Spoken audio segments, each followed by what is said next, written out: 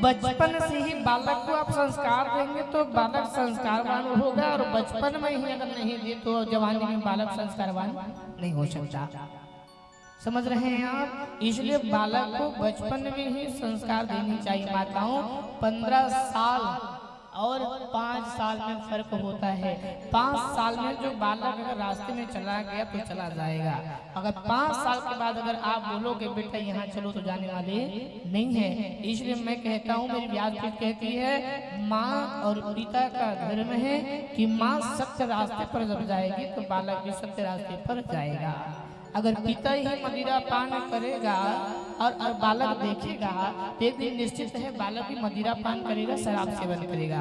तब आप कहो कि मेरे बालक बिगड़ गए। भाई बिगड़े नहीं है, बिगाड़े आपके संस्कार नहीं है। अगर आप राम कथा शिव पुराण सुनते तो शायद बालक भी आपके पीछे पीछे आकर के बैठ जाता, सुन लेता। माताओं, आप कथा सुनते तो अपने बालक को भी लेकर के यहाँ आइए।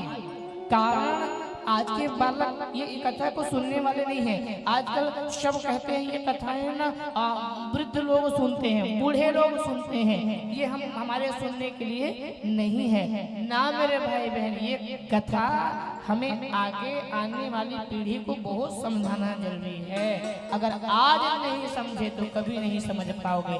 इसलिए अपने बालक को यहाँ लेकर के आइए, तभी अपने माता पिता के सेवा कर सकते हैं, सम्मान कर सकते हैं, नहीं तो सम्मान नहीं कर पाएंगे। आप अपने बालक को 1 मिनट राम राम राम राम बुलवाइए और धर्म के रास्ते पर ले जाइए। आज हमारे मैया हमारे पिता सही रास्ते पर गए तो हम भी इस रास्ते पर चल रहे हैं। हमारे पिता हमारे माँ अगर नहीं जाते तो हम काहे कथा सुनाते हैं भैया? हाँ, इसलिए माँ और पिता के कर्म के अनुसार बालक का भी कर्म बनता है। जैसे हम कथा में कहा करते हैं कि गर्भवती माँ को गर्म दूध नहीं पीना, तीखा चीज नहीं खाना। गर्म दूध पीने से, तीखा चीज खाने से बालक उग्र होता है, अर्थात बालक टेंशन प्रवृत्ति का होगा, क्रोधी स्वभाव का होगा। इसलिए गर्म दूध, तीखा चीज नहीं खाना चाहिए। और गर्भवती माँ को टेंशन नहीं लेना चाहिए। टेंशन लेने से गर्भपात होने की संभावना होती है। डिप्रेशन में नहीं रहना चाहिए। और गर्भवती माँ को पुरुष वर्ग ना मारे, पीटे नहीं। आज गर्भवती माँ को भी लोग मारते हैं ना मेरे भाई बहन। उसमें 2 जीव रहते हैं, एक स्वयं माँ और दूसरा माँ के गर्भ में बालक। 2 जीव रहते हैं। हमने उस दिन कथा सुने दधीची महाराज की, जो उनकी पत्नी सुरबच्चा ने अपने गर्भ को फाड़े, पेट को फाड़े और बालक को जन्म दिए। उसी का नाम पिपलाद पड़ा है। इसलिए गर्भवती माँ को मारना नहीं चाहिए। हम शराब का सेवन करवा लेते हैं, कर लेते हैं और जाके आप मार देते हो ना ना।